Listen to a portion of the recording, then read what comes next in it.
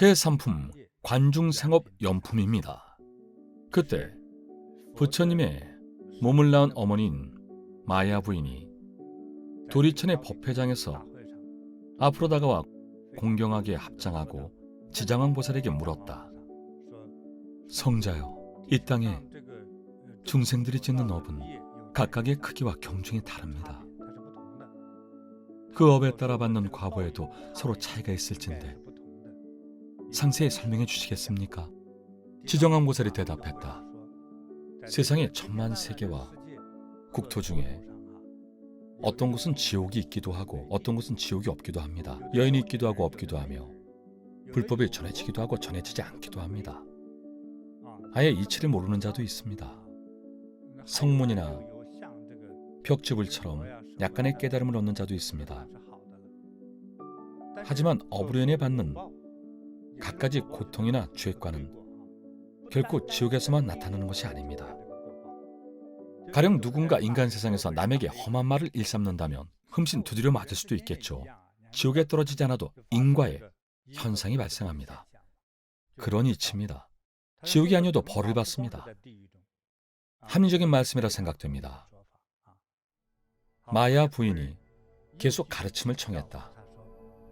청하옵건대 이 땅에 중생들이 갖가지 죄업을 지은 까닭으로 환생하게 되는 악도들의 명칭과 형벌에 관해 자세히 들려주십시오. 지정왕보살이 대답했다. 성모요, 좋습니다. 하지만 그 내용이 너무 많아 대강만을 말씀드리오니 부디 양해해 주십시오. 마야 부인이 말했다. 네, 경청하겠사옵니다. 지금부터 지정왕보살님의 설명이 이어집니다. 인간 세상에 중생들이 짓는 죄업은 대략 이러합니다. 부모에게 효도하지 않고 심지어 악한 마음을 품어 부모를 살해하면 무간지옥에 떨어집니다. 백천만억겁에 이르는 긴 시간이 흘러도 지옥에서 겪는 온갖 고통을 영원히 벗어날 수 없습니다. 무간은 끝나는 시간이 없다는 뜻입니다. 무간도라는 영화도 있죠. 기약이 없다는 뜻입니다. 지옥이 그렇습니다. 무간지옥에 한번 떨어지면 벗어날 순간조차 없고 풀려날 기약이 없습니다. 이런 지옥입니다. 끝없이 고통받습니다. 또한 부처님의 몸에 피를 내거나 부처님 육신에 직접적인 해를 가하는 자, 그리고 출가 수행자를 해치거나 재가 수행자를 해한 자, 또한 삼보를 헐뜯는 자, 삼보를 비방하고 욕하고 능멸한 자, 삼보는 불법 승을 말합니다. 불교 경전을 공경하지 아니한 자 모두 무간지옥에 떨어집니다. 앞서 말한 것과 마찬가지로 무간지옥에 떨어집니다. 거의 영원에 가까운 백천만억겁의 시간이 흘러도 벗어날 수 없습니다. 상주하는 삼보를 침입하고 강점하거나 파괴해서는 안 됩니다. 상주란 도량에 머물며 수행하는 봉사자를 뜻하는데 봉사자도 수행자로 간주합니다. 도량에 거주하는 수행자를 상주라고 일컫습니다. 상주 삼보의 사찰에 침입하고 강점하며 불상과 경전을 파괴하는 자, 그리고 수행자의 생활용품 및 재물에 손해를 끼친 자, 또한 승리를 유혹하거나 능욕한 자, 승리는 남녀 수행자를 말합니다. 혹은 사찰 안에서 방자하게 사음한 자, 혹은 출가한 승리를 살해하거나 공격하고 때리고 모욕한 자, 이러한 중생들 역시 반드시 무간지옥에 떨어집니다. 다른 죄업과 마찬가지로 영원히 지옥을 벗어날 수 없습니다. 또한 만약 겉으로는 출가한 수행자의 복장을 갖추지만 마음은 수행자가 아닌 경우, 돈을 편취하거나 특정 지위를 얻거나 그 밖에 다른 목적만 추구하며 수행과 중생제도를 추구하지 않는 것도 마찬가지로 죄를 짓는 일입니다. 또한 사찰을 강점하거나 승가의 공공재산을 무단으로 취하거나 통상 거사라 불리는 불교 제자들을 기만하거나 신도들을 거짓으로 속이는 경우 자신의 공덕을 부풀리는 행위도 기만에 해당합니다. 여러 가지 기만하는 언어로 사람들의 공양과 공경을 얻어내는 자, 자신은 파괴하고 불법을 지키지 않는 자, 출가인의 모든 계율을 깨뜨리는 자, 계율에 위배되는 각종 악업을 일삼는 자, 계율을 지키기는커녕 수많은 악행을 저지르는 자입니다. 이런 부류의 중생도 반드시 무간지옥에 떨어집니다. 이 역시 벗어날 기약이 없습니다. 구체적인 내용이 뒤에 이어집니다. 수행하는 도량의 주거용 자산을 훔치는 자, 음식이나 의복, 생활하는 데 필요한 각종 도구, 재물, 식량 등을 도량, 관리자들의 허락 없이 몰래 가져가는 자들도 반드시 무간지옥에 떨어지고 역시 벗어날 기약이 없습니다. 정말 공포스럽죠. 지장보살이 내용을 정리하며 덧붙여 말씀하셨다. 성모여, 만약 어느 중생이 이와 같은 죄악을 저지른다면 그 중생은 반드시 오무간 지옥에 떨어질 것입니다. 오는 숫자 5입니다. 오무간지옥입니다. 오무간지옥에서 고통받는 동안 한 생각, 한순간이라도 고통을 멈추려 해도 허용되지 않습니다. 계속해서 성모 마야 부인이 지정보살에게 여쭙습니다. 무간지옥은 어떤 곳입니까? 지장보살이 이어서 설명했다. 모든 무간지옥은 대철위산 속에 있는데 그중 커다란 지옥이 18곳이나 됩니다. 그 다음 각각 명칭에 다른 500곳의 지옥이 있고 그 다음은 1000곳이 넘습니다. 이 무간지옥이라는 곳은 결코 작은 감옥이 아닙니다. 크기가 성만하고 둘레는 8만리에 달하는 거대한 곳입니다. 얼마만큼 수용할 수 있을까요? 둘레가 8만리이니 헤아릴 수가 없죠. 이 감옥의 성벽은 쇠로 만들어져 있습니다. 성벽 높이는 1만리입니다.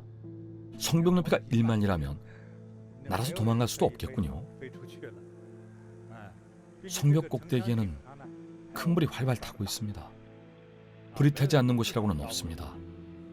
게다가 이 성벽 내부에 지옥들은 서로 연결되어 있습니다. 지옥의 명칭은 각각 다르지만 전부 연결되어 있습니다. 그중 무간이라 불리는 특별한 지옥이 있습니다. 무간지옥의 둘레는 18,000리에 이르고 벽의 높이는 1,000리에 달합니다. 전부 순수한 쇠로 이루어져 있죠. 꼭대기는 불꽃이 이글거리는데 위쪽의 불은 아래로 화염을 내뿜고 아래쪽 불은 위로 솟구칩니다. 전체 지옥의 위아래가 온통 불덩이로 가득합니다. 불로 가득한 곳이니 그 안에 고문도구나 새로 만든 뱀, 새로 만든 개가 불에 빨갛게 달궈져 화염을 내뿜습니다. 게다가 새로 만든 뱀과 개가 지옥의 담 꼭대기에서 시계 반대 방향으로 이리저리 빠르게 뛰어다닙니다. 그곳에서 탈출하는 것은 불가능합니다. 절대 벗어날 수 없습니다. 그리고 수만 리에 달하는 무간지옥의 대지에 큰 쇠침대가 쫙 깔려 있습니다. 1만 리, 몇만 리가 되는 큰 지옥에 생각해 보십시오. 몇만이나 되는 큰 지옥의 대지 위에 수많은 쇠침대가 놓여 있습니다. 지옥에서 형벌이나 고문을 받는 사람은 자신의 몸이 무수한 화신으로 분화해 수많은 쇠침대에 누워있는 광경을 두 눈으로 직접 목격합니다. 아무리 많은 사람이 같이 있어도 모든 사람이 각각 쇠침대에 묶인 자신의 화신을 볼 수 있습니다. 일종의 환각 같은 것을 느끼는 지옥이죠. 무간지옥은 이렇게 무시무시한 곳입니다. 이제 진짜 고통이 시작됩니다. 1,100마리의 야차와 악귀들이 시뻘건 아가리를 벌리자 칼날처럼 날카로운 어금니가 입 밖으로 삐져나옵니다. 크고 둥근 부리부리한 눈알은 어둠 속에서 번쩍대며 번갯불처럼 서늘한 빛을 냅니다. 그들은 구리새 같은 손톱으로 죄인들을 질질 끌고 갑니다. 어떤 야차들은 손에 기다란 쇠창을 들었습니다. 그 쇠창으로 죄인의 몸을 관통합니다. 죄인의 입이나 머리 혹은 가슴 부분을 꿰어다 공중으로 집어 던집니다. 야차는 붕 떴던 죄인의 몸을 다시 받아서 그대로 불 속에 집어넣거나 쇠침대 위에 던져버립니다. 하늘에 있는 커다란 쇠 독수리들은 날카로운 부리로 죄인의 눈을 쪼아먹습니다. 눈알을 파먹어버리죠. 쇠뱀은 죄인의 목을 감고 숨통을 틀어막습니다. 쇠뱀은 죄인을 물기도 하고 목을 조여 질식시키기도 합니다. 또 형벌을 받는 사람의 관절 마디마디에 긴 쇠못을 박아 넣습니다. 또 죄인의 혀를 쭉 뽑아서 밭을 가는 쟁기로 갈아버립니다. 또한 죄인의 뱃속에서 창자를 끄집어내 칼로 토막쳐 자릅니다. 구리를 녹여 만든 쇠물을 죄인의 입에 붓고 뜨거운 쇠물이 펄펄 끓는 곳에 죄인을 밀어넣기도 합니다. 이처럼 수없이 많은 형벌로 죄인을 10,000번 죽이고 다시 10,000번을 살려내 끝없이 형벌을 가합니다. 갖은 방법으로 죽였다가 다시 살아나면 또다시 형벌이 시작됩니다. 단 1초도 쉬지 않습니다.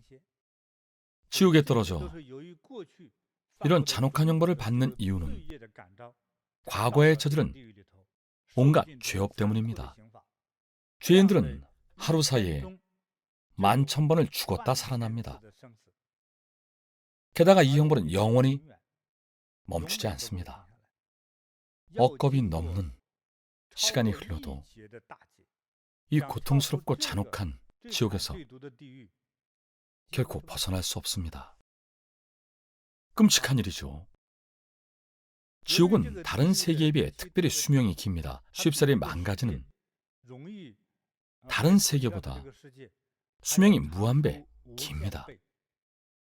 지구의 수명은 환경 오염이나 지구 온난화, 쓰레기, 행성 충돌 등의 이유로 통째로 사라질 수 있습니다. 지구가 사라지면 지구상의 생물도 멸종되겠죠. 그날은 반드시 올 겁니다.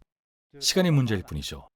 하지만 지옥은 신기하게도 쉽게 무너지지 않습니다. 지구보다 수천만 배는 견고합니다.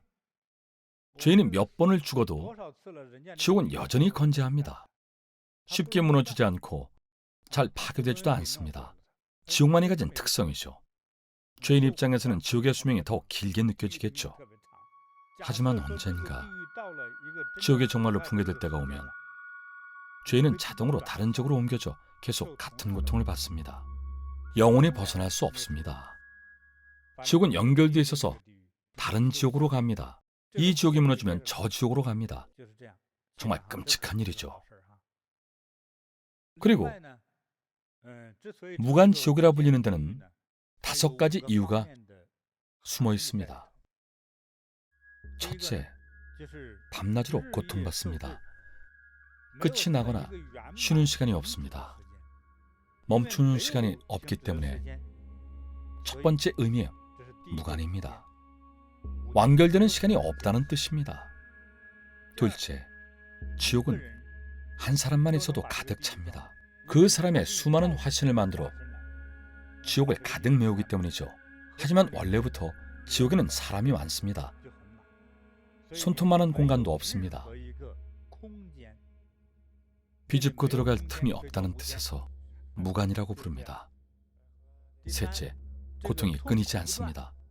지옥에는 사람을 고문하는 갖가지 도구와 방법이 있습니다. 쇠로 만든 삼지창, 쇠방망이, 쇠독수리, 쇠뱀, 쇠늑대, 쇠개, 돌송곳, 맷돌, 쇠톱, 쇠소, 철사, 쇠나고, 쇠말, 죄인을 죽이거나 고통스럽게 하는 여러 가지 도구와 수단이 무수히 많기 때문에 무간이라고 부릅니다.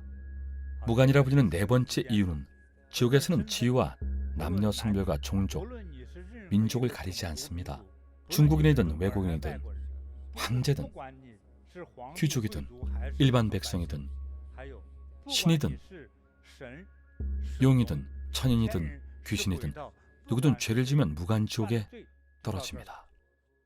신분에 상관없이 누구든 떨어질 수 있습니다. 신분의 차별이 없기 때문이죠. 이것이 무간이라고 불리는 넷째 이유입니다. 상당히 공평하죠. 무간이라 불리는 다섯 번째 이유는 염려무간입니다. 한 번 지옥으로 떨어진 죄인은 영원에 가까운 백천만급의 시간 동안 밤낮 없이 단 1초도 고통이 멈추는 시간이 없습니다. 잠시도 멈출 새가 없기 때문에 무간이라고 부릅니다.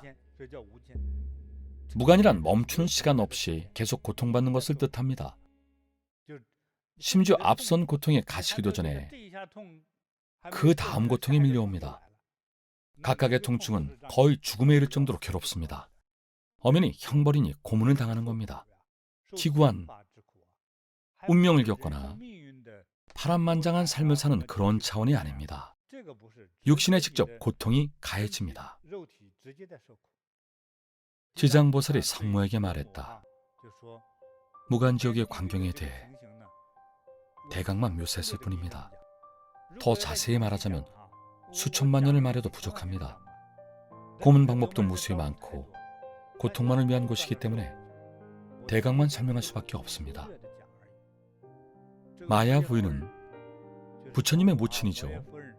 지장보살의 말을 듣고 지옥에서 고통받는 중생을 떠올리며 근심이 짙은 얼굴로 공경하게 합장하고 지장보살께 정례를 올린 뒤 원래의 자리로 물러갔다.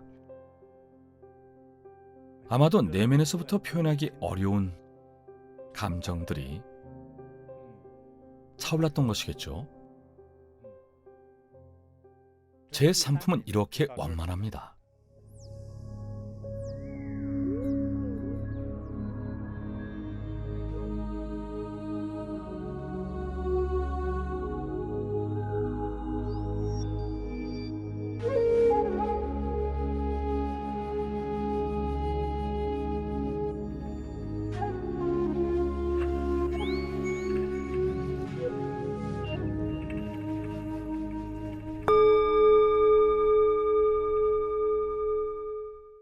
스승님, 이 경전은 부처님께서 모친께 설법하면서 생겼습니다. 부처님은 왜 도리천까지 가셔서 모친께 경전을 들려드렸을까요? 우선 도리천에서 설법하신 까닭은 부처님의 모친께서 왕생해 도리천으로 갔기 때문입니다. 부처님의 모친에 계시는 천궁이 바로 도리천이기 때문에 도리천에서 이 경전을 설하셨습니다. 어머님도 찾아뵈러 가시면서 동시에 이 경전을 설하셨던 겁니다. 이것이 설법의 장소가 도리천인 이유입니다. 다음으로 지정보살님에 관한 내용을 이야기하신 부분을 살펴보죠. 저는 세상의 모든 어머니들은 아낌없는 희생과 헌신으로 자식을 낳고 키우는 공덕을 지었기에 도리천에 왕생할 자격이 충분하다고 생각합니다. 저의 짐작으로는 이렇습니다. 그리고 이 경전은 천하의 모든 어머니께 들려드리기 위한 것입니다. 어머니는 신체적으로, 생리적으로, 자식을 낳을 능력이 있습니다. 하지만 동시에 자식을 잘 보살피고 가르칠 수 있는 지혜도 함께 갖춰야 합니다. 자식이 잘못을 저지르거나 죄업을 짓는다면 그 책임은 부모에게 있습니다. 자신의 자녀가 지옥은 물론이고 감옥이라도 들어가면 세상의 어느 어미가 무섭고 비통하고 억장이 무너지지 않겠습니까? 거의 실성할 지경이겠죠. 어떤 어머니들은 자식에게 큰일이 생기면 가장 먼저 충격을 받아 실성하거나 자살하기도 합니다. 그 정도로 최악에 치닫을 만큼 공포스럽다면 모든 어머니는 이 경전을 읽어봐야 합니다. 어머니가 그릇된 행동을 하거나 자신도 의식하지 못하는 사이에 잘못을 저지르면 자식은 그 행동을 그대로 모방합니다. 하루는 어떤 수행자가 한 TV 프로그램에 출연한 허베이성 출신 부부를 가리키며 부인의 행동을 지적하더군요. 연기가 아니라 중국의 한 리얼리티 프로그램이었습니다. 허베이성 출신의 중년 부부가 다투고 나서 이혼을 준비하는 내용이었습니다. 제대로 해결해 나지 않고 결심이 서지 않아서인지 부부가 함께 TV에 나와 판정단에게 시시비비를 가려달라고 부탁한 상황이었습니다. 부부는 서로 자신의 말이 맞다고 주장했습니다. 결과는 어땠을까요? 먼저 남편은 건설 현장의 작업반장으로 일하며 가족을 부양했습니다. 아내는 가정주부로서 자녀 양육과 돈 관리 및 집안일을 담당했죠. 부부의 평소 모습은 어땠을까요? 설과 같은 명절이 되면 떨어져 사는 양가 부모님을 위해 아내가 선물 구입을 도맡았습니다. 아내는 친정을 가기 전에는 부부의 차를 광이 나도록 닦고 멋지게 꾸몄습니다. 값비싼 선물도 잔뜩 사왔죠. 매번 수십만 원에서 수백만 원어치의 선물도 사왔습니다. 그래도 남편은 한마디도 싫은 소리를 할 수 없었습니다. 만약 왜 이리 쓸데없는 물건들을 많이 사왔냐고 따지면 무슨 소리야? 나는 우리 집 형제 중에 장녀니까 당연히 집안의 맏딸로서 친정엄마에게 효도를 해야 하잖아. 이 불효자 사위 같으니. 이렇게 맞받아쳤기 때문이죠. 그러면 당신이 시댁에 갈 때는 왜 빈손으로 가는 건데? 어? 당신 부모님은 당신 형제자매들이 챙겨야지. 그게 며느리인 나랑 무슨 상관이야? 그리고 내가 언제 빈손으로 갔어? 뭐랑 배추랑 사들고 갔잖아. 식재료는 2만 원밖에 안 하지만 선물용 무드는 최소 20만 원입니다. 불공평하죠. 게다가 아내는 남들에게 남편을 꽉 쥐고 사는 것처럼 보이려고 친구들과 노래방에 가서 실컷 놀다가 밤 8시에 남편에게 전화해서 5분 안에 당장 데리러 오라고 합니다. 도착한 남편은 주차장에서 4시간 동안이나 더 기다렸습니다. 아내는 오히려 큰 소리를 칩니다. 남편한테 8시까지 오라고 했는데 안 오기만 해봐. 4시간은 당연히 기다려야지. 그냥 가면 가만 안 둘 거야. 부부가 사소한 일로 다투면 아내는 남편의 통장과 집문서를 모조리 들고 친정으로 갑니다. TV 판정단이 말했습니다. 부부가 이혼하면 재산은 관리로 반씩 나눈다지만 아내는 돈을 안 벌어왔으니 남편 재산을 다 가져갈 권리는 없는 것 아닙니까? 무슨 말이에요? 우리 집 돈이잖아요. 남편에게서 그렇게 나온다면 돈을 한 푼도 주지 않겠어요. 그건 법에 어긋납니다. 우리 집은 내가구법이에요. 당신들 집이나 신경 쓰세요. 남편의 아내가 두려워서 먼저 양보할 수는 있습니다. 하지만 그것이 진심일까요? 남편이 진짜 두려운 것은 무엇일까요? 아이들이 가정을 잃을 것이 두려웠죠. 물론 자기 부모님의 노여움, 걱정, 실망도 걱정됐을 겁니다. 그래서 남자답게 자신의 모든 고통을 짊어지고 홀로 눈물을 삼키며 묵묵히 참고 편뒀습니다. 우리의 여주인공도 자식이 있겠죠. 딸도 있고 아들도 있었습니다. 훗날 그녀의 며느리가 시어머니를 어떻게 대하겠습니까? 집안의 돈을 전부 날리고 시어머니를 집 밖으로 쫓아내겠죠. 요양원에 갈 돈도 없고 자식들에게 맞고 살아도 주변에 호소할 사람 하나 없을 겁니다. 사실 수많은 악과는 이치를 모르는 부모에게서 비롯됩니다. 스스로 그렇게 행동하기 때문이죠.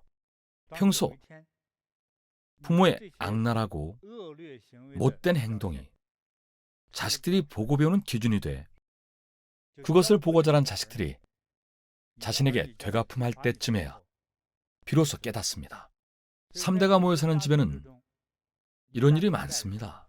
아무도 노부모를 돌보지 않아 결국 손자가 나서서 조부모님께 달걀이며 고기를 사들이죠. 이렇게 노인들이 자녀에게 학대당합니다. 배를 고른 분도 있습니다. 하물며 며느리는 어떻겠습니까? 악과의 이치를 모릅니다. 물론 지옥이 기다리고 있겠지만 어머니로서 자식에게 본보기로 보여준 그 행동으로 인해 어느 날 그 악과가 수십 배로 커져 자신에게 돌아옵니다. 죽음이 멀지 않을 겁니다. 그래서 천하의 어머니들에게 이 경전을 권합니다. 누군가 끔찍한 감옥에 떨어졌다는 소식을 들으면 모두들 안타깝고 가엾어합니다. 하지만 그 사람이 저지른 짓을 생각하면 분명 공분을 살 만한 원인이 있습니다. 인간의 가장 기본적인 이치를 모르기 때문이죠. 뒤에 저지른 잘못은 모두 하지 말아야 할 것들입니다. 그런데 기어코 저지릅니다. 제 발로 호랑이 굴에 들어가는 격입니다. 지옥이 고통스러운 것을 알면서도 기어코 뛰어듭니다. 이 경전은 부처님께서 자신의 생모인 마야 부인에게 하신 설법이지만 사실 이것은 천하의 모든 인연 중생의 어머니에게 하신 설법입니다. 모든 어머니들은 들어야 합니다. 본인의 행위와 사상, 생각, 행동 등 모든 것들이 자연스럽게 아들, 딸에게 영향을 미칩니다. 행위로서 가르칠 뿐만 아니라 그로 인한 업보도 책임져야 합니다. 본인은 나중에 어디로 갈까요? 지옥에 떨어져야만 고통을 받을까요? 자신의 악과로 말미암아 인간 세상에서도 고통받지는 않을까요? 예전에 한 제자가 저에게 영상을 보냈습니다. 영상 속에는 60대로 보이는 한 어머니가 소란을 피우고 있었죠. 아들아, 왜 나를 집에 못 들어가게 하느냐? 나는 네 어미다. 일부러 유시 나올 정도로 고함치며 아들의 체면을 깎으려고 했습니다. 그러자 아들은 문 밖으로 나와 무릎을 꿇었습니다. 어머니가 아무리 소리를 지르셔도 절대 들여보내드릴 수 없습니다. 제가 3살 때 어머니는 향락을 위해 저와 가난한 아버지를 버리고 새 남편과 떠나시지 않았습니까? 이제 와서 무슨 낯으로 제가 문 좀 박대한다고 말하십니까? 우리가 겪은 고생을 알기는 합니까? 대부분의 부모님은 위대하지만 어리석은 부모도 많습니다. 자신의 탐욕과 욕망을 채우기 위해 자식과 우더른이 고생하든 말든 내팽개치고 떠납니다. 시간이 지나면 그 악과는 결국 자신에게 되돌아옵니다. 이 점을 반드시 명심하십시오. 자연의 법칙에서 본인이 저지른 잘못이 1이라면 되돌아오는 것은 그것의 만배입니다. 훗날 더 큰 고통으로 무한 곱절이 돼 돌아옵니다. 아시겠죠? 부처님을 공양하는 자비로운 행동은 더 큰 선보로 돌아옵니다. 선보와 선과도 그것에 만배로 돌아오고 악과 역시 만배로 돌아옵니다. 돌아올 때는 무한의 곱절로 불어나죠. 고통이 찾아오면 남 탓을 하지 말고 스스로의 행동을 돌아보십시오. 바라건대 어머니뿐만 아니라 모든 분들이 인간으로서 어떻게 해야 하는지 생각해 보십시오. 특히 여기서는 효를 강조합니다. 무간지옥에 떨어지게 되는 것은 가장 첫 번째 죄업은 부모에 대한 불효입니다. 특히 부모를 살해하거나 해치면 반드시 무간지옥에 떨어집니다.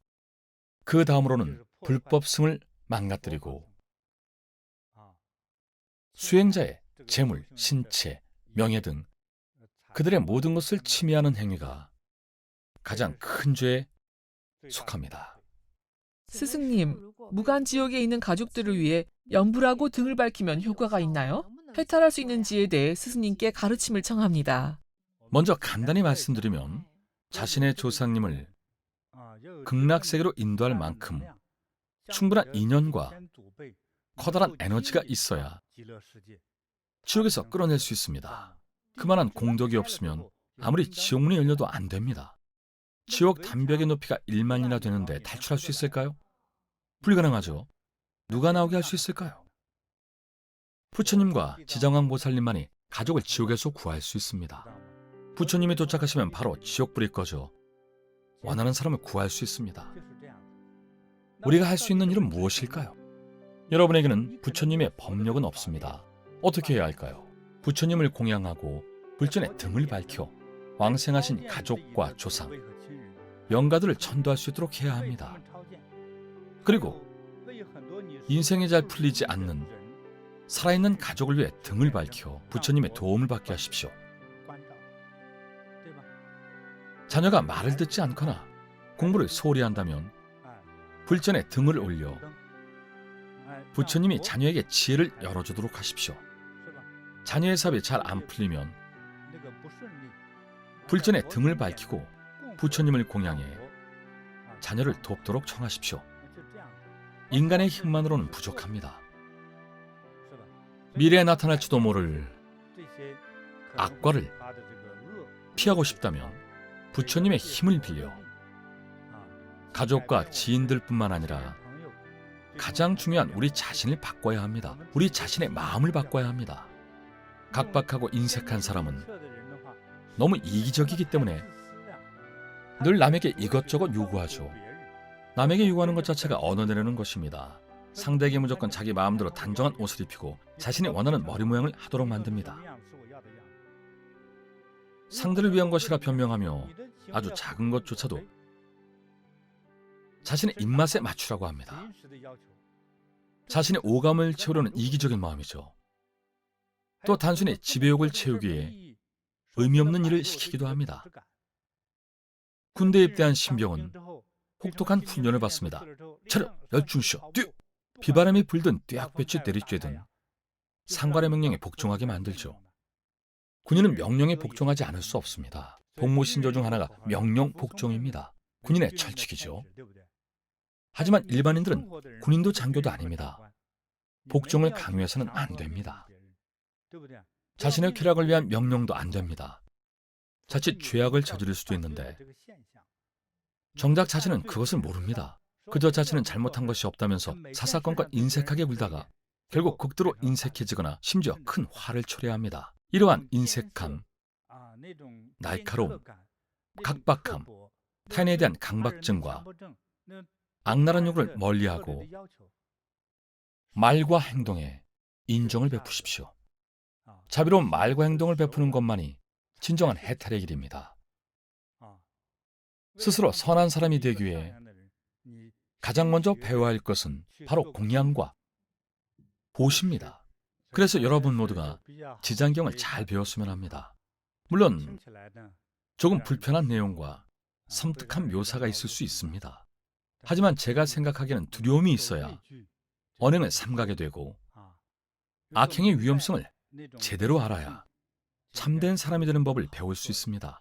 해결 방법을 이미 여러분께 알려드렸습니다. 성실히 실천해서 자비롭고 선량하며 지혜롭고 교양과 품위를 갖춘 진정으로 선량한 사람이 되기 바랍니다. 가족과 주변 사람들은 물론 세상의 풀 한 포기와 나무 한 그루까지 자비와 감사와 선한 마음으로 대해야 비로소 좋은 성과를 얻을 수 있습니다. 무엇보다 중요한 것은 우더른에 대한 공경과 효도입니다. 이를 소홀히 여기면 언젠가 인과의 결과가 나타납니다. 그때가 되면 이미 늦습니다. 다리에 생긴 악성 종기가 점점 퍼져서 결국 다리를 잘라내야 하는 것과 같습니다. 병원에 6개월만 일찍 왔거나 며칠 약을 먹었다면 완치됐을 겁니다. 하지만 계속 방치하다가 걷잡을 수 없이 커져서 결국 취약으로 치닫게 되죠. 자신의 행동이 잘못됐다는 것을 알았다면 반드시 바로 잡아야 미래의 고통을 피할 수 있습니다. 가장 중요한 것은 여러분이 이 경전을 들었다는 점입니다. 그것만으로도 고해와 지옥에 쉽게 떨어지지 않을 겁니다. 경전의 내용에 충격을 받았다면 우리는 미망과 우매함에서 깨어나기 시작한 것입니다. 자비롭고 선한 사람이 되십시오. 여러분 모두 길상노예하십시오.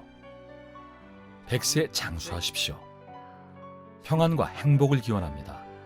다음 시간에 뵙겠습니다.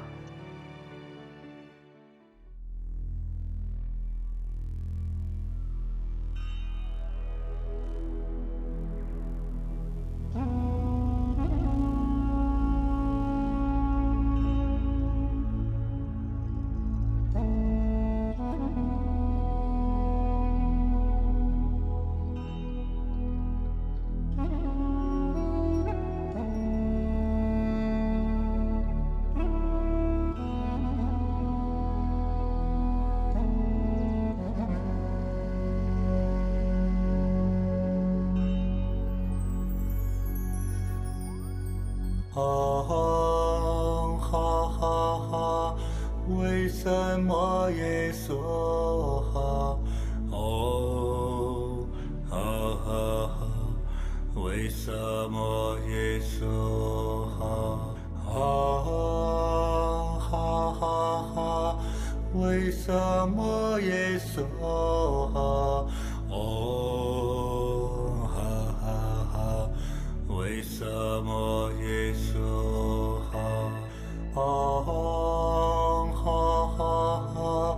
为什么耶稣哦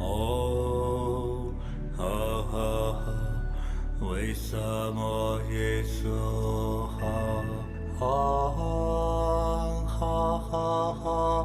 为什么耶稣哦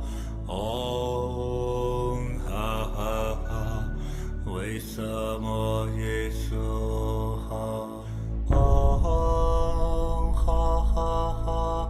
为什么耶稣哦为什么耶稣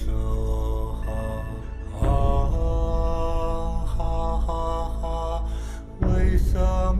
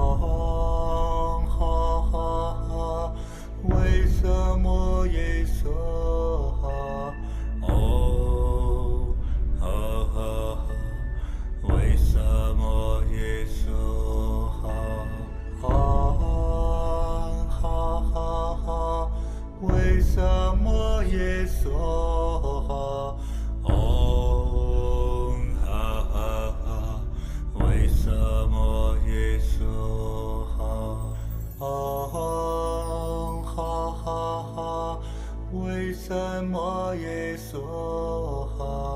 哦，哈哈哈，为什么耶稣？啊，哈哈哈，为什么耶稣？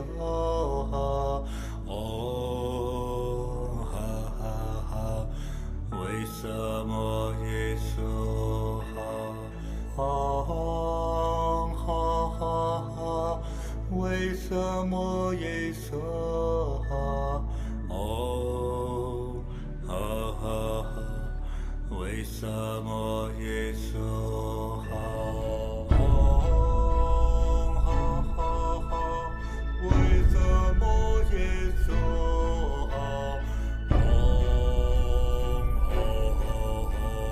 为什么耶稣？哦，哈哈哈，为什么耶稣？哦，为什么耶稣？哦，哈哈，为什么耶稣？哦，为什么耶稣？哦，哈，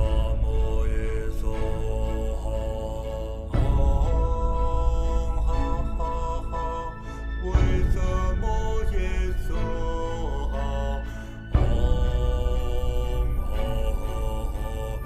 为什么耶稣？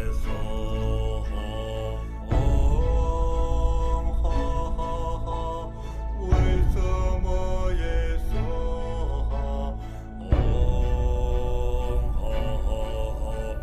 为什么耶稣？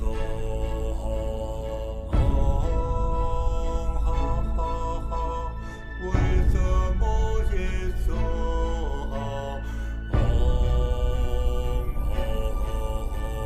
为什么耶